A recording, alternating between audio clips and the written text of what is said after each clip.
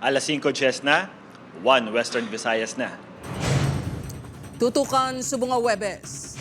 250 pesos nga saka sa daily minimum wage gimpetisyon sa United Labor Western Visayas sa RTWPB 6 tugas ang krisis sa gato. Lalaki nakuhaan sa video nga may binastos nga akto sa sulod sa modernized PUJ sa Bacolod City. Nursing student nga tagiya sang ID nga nakitaan malapit sa ginsunog nga bangkay sa Pavia pila nakaadlaw nga nadula. Kapin 150 ka hektarya sang kagulangan sa Mount Canlaon na sunog. Pagpanutod sa lugar, gintumod rason. Kag tubig, nagbubo halin sa kisame sa ground floor sa Iloilo Central Market. Apisar, wala nagaulan.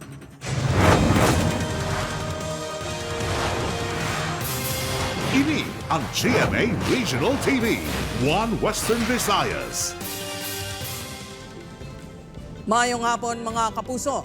Sa nagapanguna nga balita, 800 pesos nga daily minimum wage gin-file nga petisyon sa United Labor Western Visayas sa RTWPB 6. Samtang hublag protesta patigayunon sang labor groups sa Negros Occidental buwas kadungan sang Labor Day. Ini ang gintutukan ni Kim Salinas live sa Barangay L98 Haro, Iloilo City. Kim?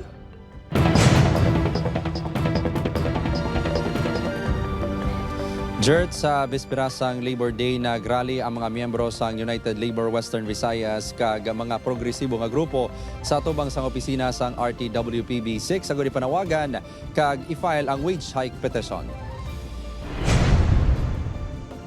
Apat sa 6 kakabataan sang security guard nga si Jose ang iya paginapeskwela. Housewife ang iya asawa gani kita sini ang ginasaligan sa mga galastuon sa iya pamilya. Tuman kuno kakulang ang 550 pesos nga sweldo kada adlaw o kon 14,000 pesos nga sweldo sa isa ka bulan. Isa subong ang tanan nagasaka na ang sweldo sang trabador ya daw steady permanente. So risto gid sa katama. Kay balo ka mahal ng mga balaklon mo. Gani gin kilipay ni Jose ang ginaduso nga sa kasweldo sa mga pareho nila nga minimum wage earners. Bit-bit ang mga dokumento nga pirmado sa mga miyembro ng grupo. Personal nga nagpadulong ang United Labor Western Visayas sa opisina sang Regional Tripartite Wages and Productivity Board 6 sa pag-file sang wage hike petition. Hingyo sang grupo, dugangan sang 250 pesos o kon mangin 800 pesos na ang daily nga sweldo sang minimum wage earners bangod sang oil crisis. Para maglapit naman sa living wage yung ginapangayo kag hambal man sa gobyerno nga 1,200 para nga mabuhi sing matarong kag dignidad ang pamuluyo. Nagalaw ang sales boy sang printing kang publishing shop sa Haro nga mapadali ang pag-aprobar sang petisyon. Para makasupot man sa makapadala sa mga pamilya tanong na nanay at tatay. Kabay desigo nila. Tanay. Nobyembre sang nagligan niyo tuig sang ginpatuman ang sakasweldo.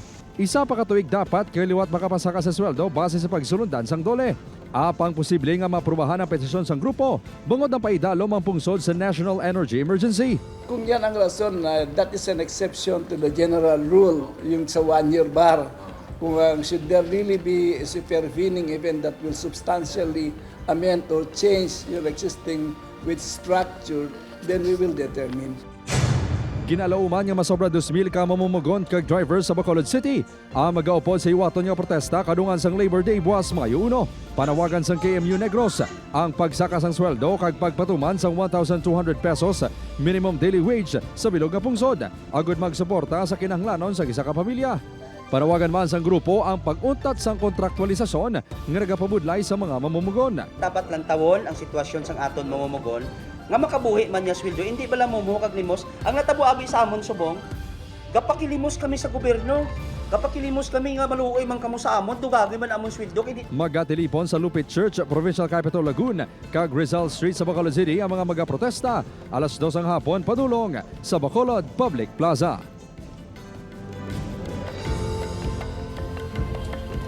Jert, nagpasalig ang Dole 6 nga gilayon aktuhan ang petisyon apang kabahin sa proseso ang pagkuha man sang bahin sa mga employer tubtob nga makahimo na sang pinal nga desisyon sa petisyon. Jert? Maramong gid nga salamat sa update kapuso Kim Salinas.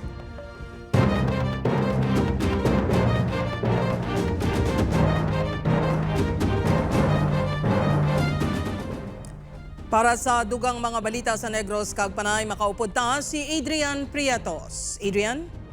Yes, George, mga puso, madamong ginasalamat. Lalaki nga nakuha sa video nga nagabinastos sa sulod sa modernized PUJ sa Bacolod City ginapangitan na sa LGU. Yaring balita nga itong tutungka. Padulong sa barangay Handumanan ang ini nga modernized PUJ sang tiniligdan nga adlaw.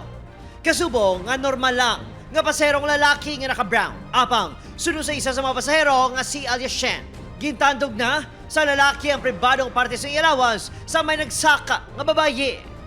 May nagsakay nga babae sa tubang ni Sir. Nakita ko na lang nga iya kamot sa Dioblaw. Hindi ko pasmado lang iya kamot. Nag-record lang ko for evidence. Talalupang dun sa video nga may iping nga babae ang lalaki kag may isa pa ka babaye nga nagatindog si Atubang. Sang tinalikdan ni Marso, may bit-bit man nga pareho nga sling bag ang lalaki nga nakuhaan sa video nga nagbinastos sa modernized PUJ sa duha ka separado nga insidente. Makita nga pareho man ang itsura sa lalaki sa tatlo ka separado nga video. Ang una nga duha ka insidente, ginpakita sa news team sa isa ka psychologist kag ginpahayag nga isa ka sahay sa exhibitionism disorder. Sa pag-assess naman sa Department of Social Services and Development, kinahanglan nga i-rescue ang lalaki bangon nagakinahanglan sa nagakaigo nga pagbulong.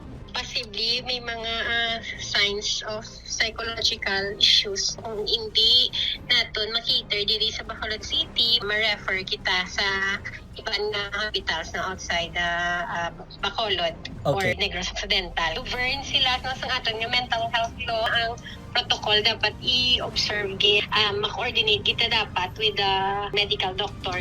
Pananglitan nga ma-rescue ng lalaki, handa nga magbulig ang DOH-NIR. Meron naman po tayong available medicines na pwede nilang ma-avail. May ginatawag kita ka psychiatric nursing. Kung isa may mga behavior, hindi ang tao bala nga beyond or hindi siya ga-conform sa standards sa society. Meaning exhibitionist, no? Kinanglan sila sa intervention. Adrian Prietos. 1 Western Visayas.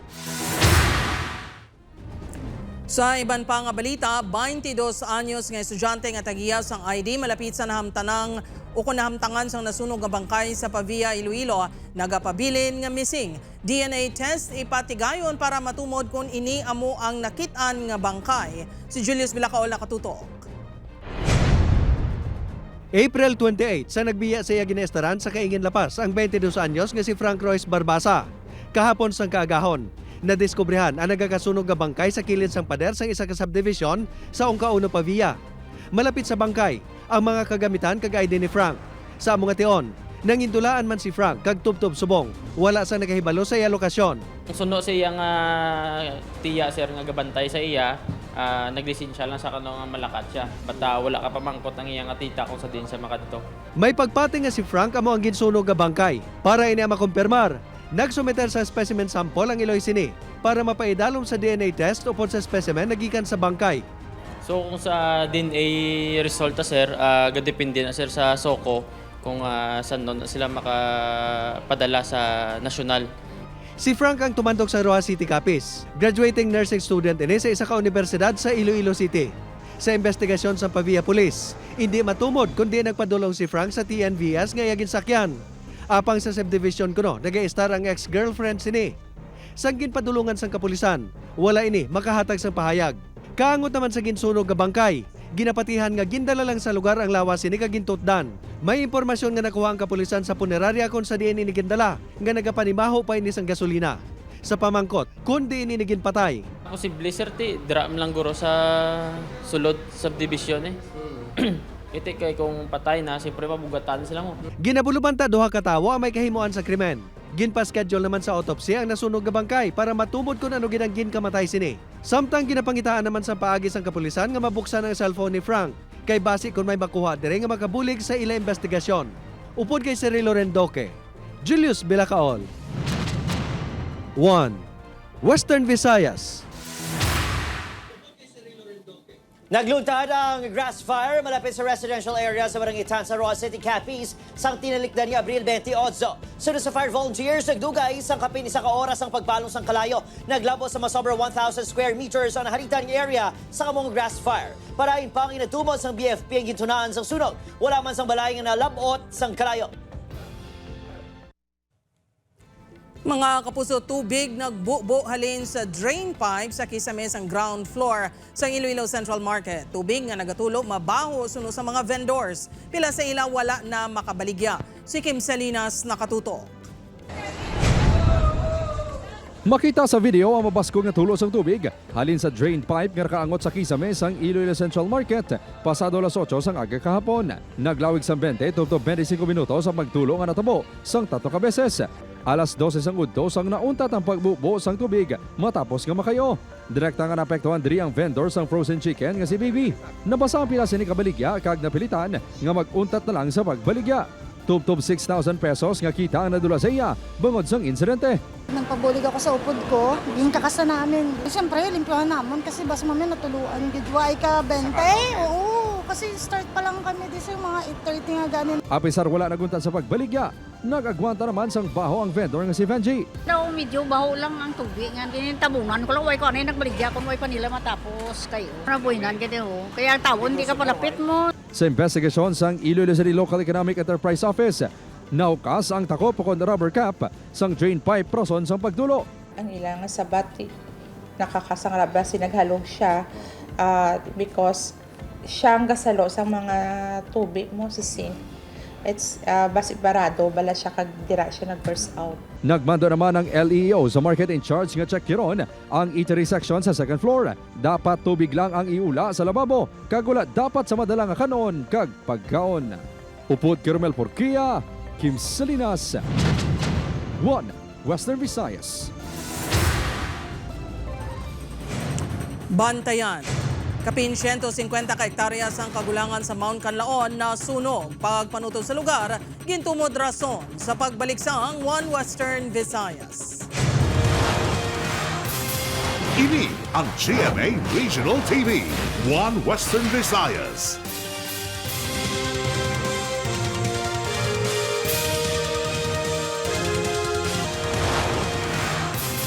Ini ang GMA Regional TV, 1 Western Visayas. Mga kapuso, posible nga pagsaka naman sa presyo sang gatong sa masunod nga semana, ginakabalakan sa mga motorista. Pagsaka sa presyo sa world market, ginatumod rason. Si John Sala nakatutok.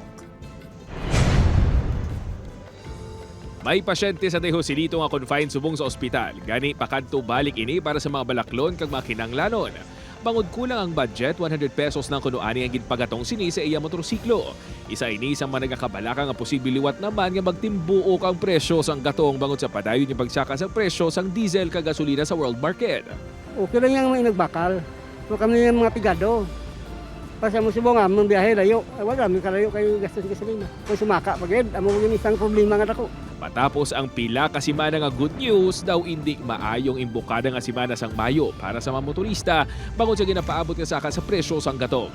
Suno sa oil industry sources, piso tubtob 3 pesos ang posible igasaka sa presyo sa kada litro sang diesel, samtang piso tubtob 2 pesos naman sa gasolina. Dismayado man si Jade sa sininga balita bangod kasubo nga ginpatilaw lang kuno kita sang temporaryo nga alibyo. Kami tani kung magbalik na lang sa gasolina kay para nga magtaway naman. Panawagan sini sa gobyerno nga kun madayon ang oil price hike, tani pati sila nga mga pribado nga salakyan ang matagaan man sang fuel subsidy. May subsidy man tani kay gabayad mga may tax. Wala riyom lang tanan nga bayad. Ginahulat pa nga mga resulta sang baligyanay sa world market tubtubwas apang kun basehan ng 3 ka adlaw nga trading subong nga semana, posible ang oil price hike sa masunod nga semana. Upod kay Hansi Sherto, John Sala, 1 Western Visayas.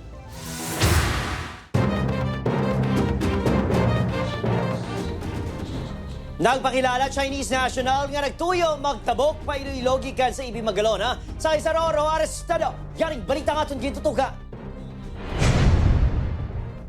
Nagpamilit pa nga pasakyon sa Roro sa barangay Mantaangan, Ibimagalo na patabok sa Ahoy, Iloilo ang ini nga Chinese national. Abang wala gin pasugdan sa katapos sa PCG. Naghingyo ko nung lalaki nga ginapatihan na edad 40 anyos nga pasakyon siya sa libre bangod tabuon niya ang yanobya sa Boracay. Abang nagduda ang otoridad sang wala ini sa ipakita nga ID kang iba't mga dokumento bangod kuno nadula.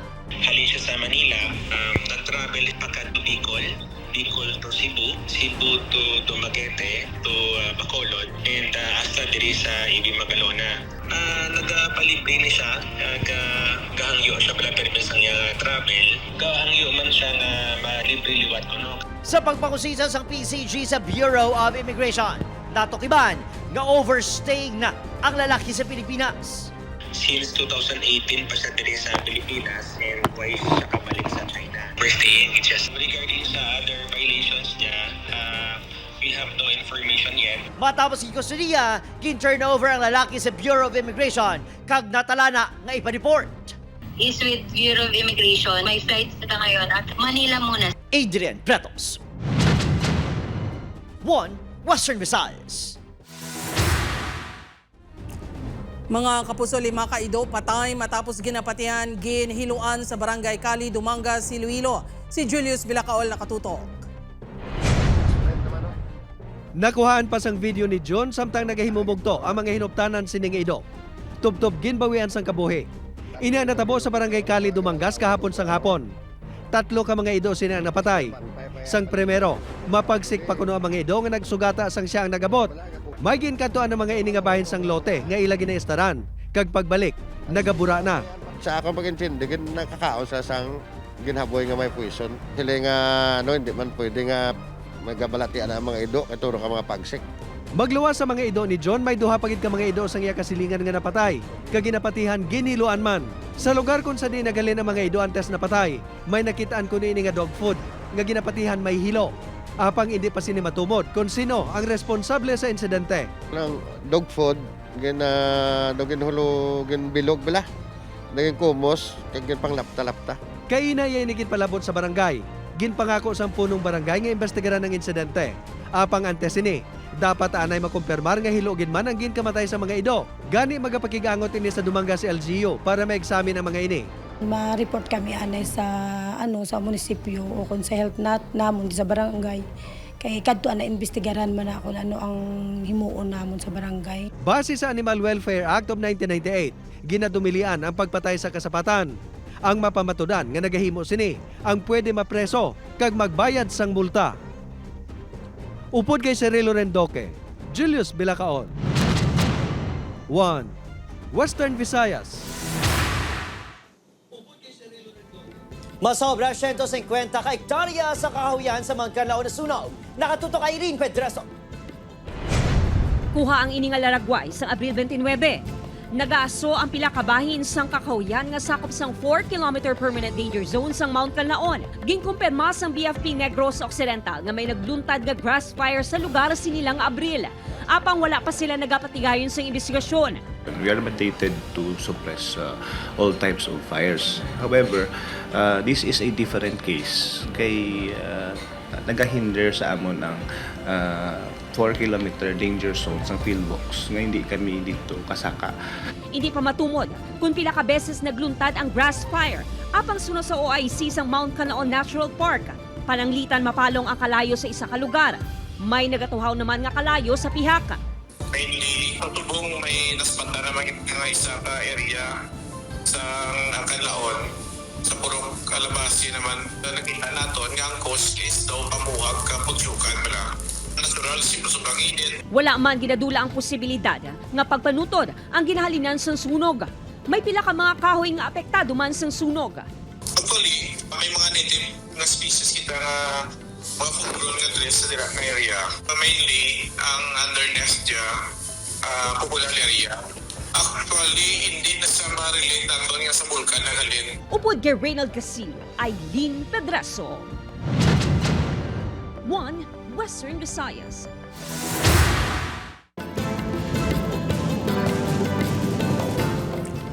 Petchay kag pila ka ulutanon dako ang ginsaka sa presyo bangod sa tuman ka init nga tiyempo. Si Julius Vilacaol nakatuto. Amo na abdan nga nag-harvest sang petchay ining grupo sang kababainan sa Lanitaro. Ang kada bugko sini ila ginabaligya sang 120 pesos. Ang presyo sini ang nagsaka sang halos 5 kapilo kung ikumparar sa nagligad nga bulan sang Marso kung sa din ang bugkos ang nagabili lang sang 25 pesos. Bangod kuno sa tuman ka init nga tiyempo kag kakulang sa supply sang tubig.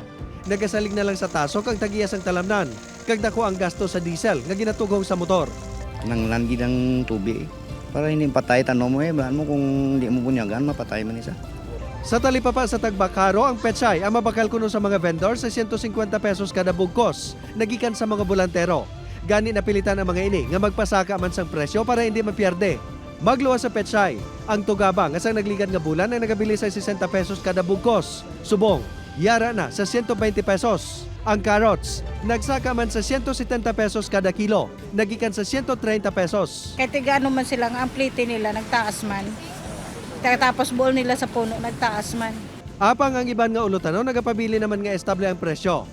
Si Manang Luningning, nagbakal sang carrots para ilakot sa pansit. Bangod sa mataas nga presyo, naga-budget man ini. Na-budget lang, ang insakto lang. Nga para lang makaluto ka eh. Ikinanglan mo gid mo. Upod kay Cirilo Rendoque, Julius Vilacaol. 1. Western Visayas.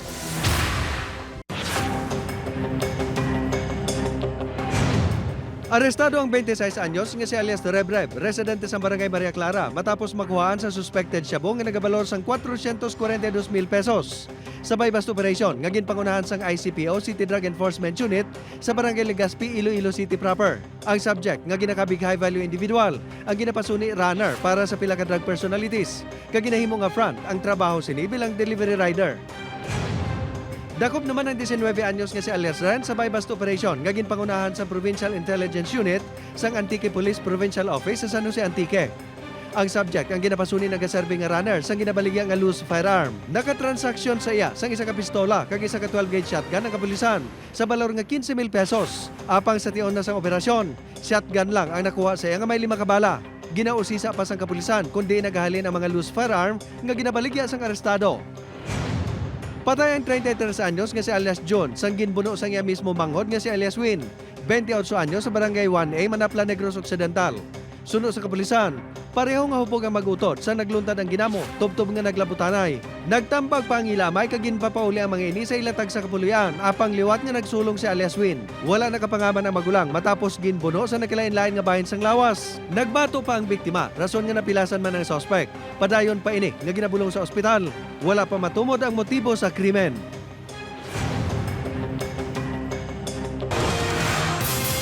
Ini ang GMA Regional TV, 1 Western Visayas.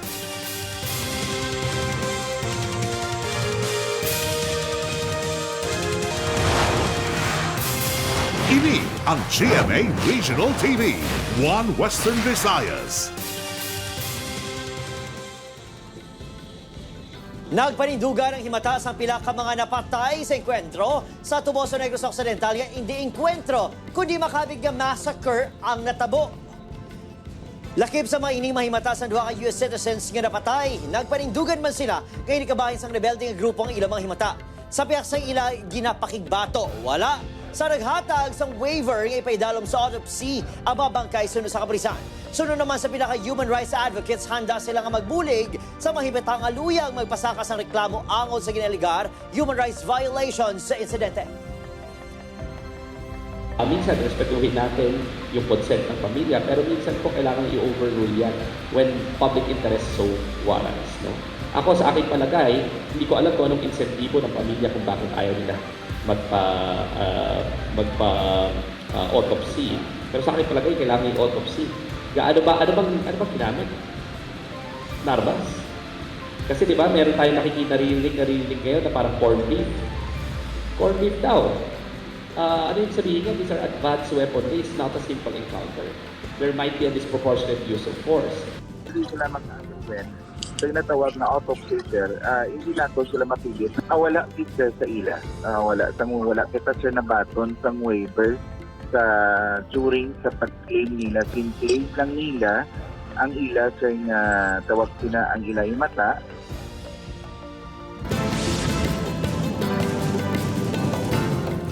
Mga kapuso, postes sang kuryente nga nabungguan sang auto sa barangay San Pedro Molo, masobra isa na kabulan nga nagahilay apang wala pa nakayo. Si John Sala nakatutok. Nagakabalaka na si Ann Panangilitan nga tigayon nga matumbang ini nga postes ang kuryente diri sa barangay San Pedro Molo, Iloilo City, bangod sigurado madala sa gidkuno ang ilaatop. Masobra isa ka bulan na nga nagahilay ang poste kag kunlan tawon ang puno sini, halos makakas na sa duta. Sang Marso 22 pa sang nakabunggong ini nga auto sa poste apang tubtub subong, wala makuha ang salakyan kag wala man makayo sa More Electric and Power Corporation ang poste. Tani maasikaso naman lang sir kay do almost 1 month na nada. Nasobra, nagating ko 1 month na tabo nga ararag sa gyapon. Do ano man sir sa gabal man sa mga nagaagi bala sir. Kag sa mga kung baga ang ini nga dalan sa ano hindi na magamit kay maiwas ka pa muna. Suno sa punong barangay, napalapot na nila sa power distributor ang problema. Plano sang barangay nga mapasar na lang sang resolusyon nga ipatow na lang ang salakyan. Kag ang aton mga pumuluyo ng pakadto pabalik man kag panawag sound kung saan na ma-pull out ang postikiti. Makita natin nga delikado man sir eh. Suno sa spokesperson sang More Power, hindi pa nila makayo ang poste bangod sa mga kable sang telecommunications company nga nagaangot man sa poste. If waunta ining mga telco wires without their permission, may possibility gid nga may mga madulaan sang internet dira sa lugar bangod ang ining mga wires kani is like currently naga-provide sang service sa ilang nga mga consumers. Makapila ka beses naman kuno nga nagpakig-angot ang More Power sa mga telco tuhoy sa problema. We are currently waiting sang ila abing official nga pag response sa aton or anything abing heads up kung acknowledge nila ang aton nga concern. Gintingon sa news team mamuko ang bahin sang isa sa mga telco kag nagpasali nga checkyaron kung may ara sila sang kable sa among poste. Upod kay Hasi Sherto, John Sala. 1 Western Visayas. Gin kadismaya sang punong barangay sang Banuyaw, La Paz, Iloilo City matapos madiskubrihan nga 5 ka solar street lamps sang barangay ang ginpangguba.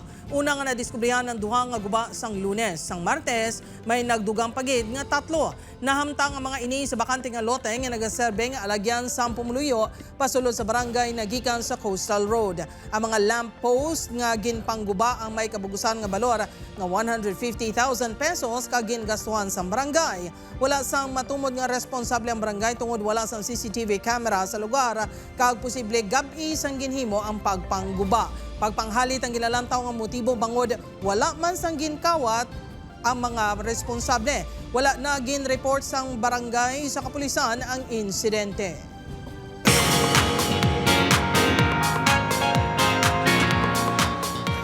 Mapusayari naman dapat bantayan sa Encantadia Chronicles Sangre. Sino bala ang magabulig sa aton mga sangre? Manghiman din nalagon bala ang pag-upod sang ila mga puwersa para malutos ang kaaway? Bantayan inatanan sa Encantadia Chronicles Sangre 805 sa Gemmy Prime pagkatapos ng 24 oras. Samtang magadugang na ang pagduda sa grupo kay Jinho. Mapamatudan bala ni Andrew nga traidor si Jinho. Bantayan inatanan sa Never Say Die 8:55 p.m. sa ating Gemmy Prime. Sorry.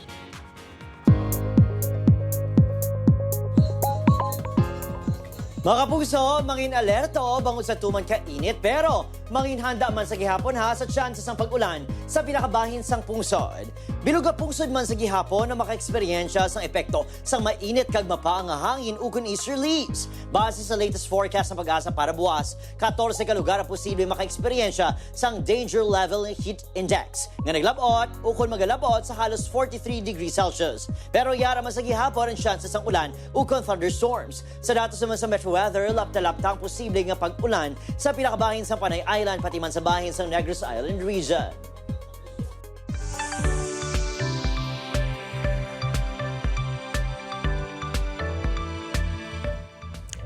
Kagina mga pinakadalagko kag pinakauli nga balita sa Western Visayas kag Negros Occidental. Madamo nga salamat mga kapuso pati na ang mga kapuso naton abroad. Ako si Gertrude Charlatan, kami ang GMA Regional TV 1 Western Visayas. Wala sang ginadampigan, wala sang ginaprotektahan. Halin sa tutubtob subong, matuod-tuod nga serbisyo gidla.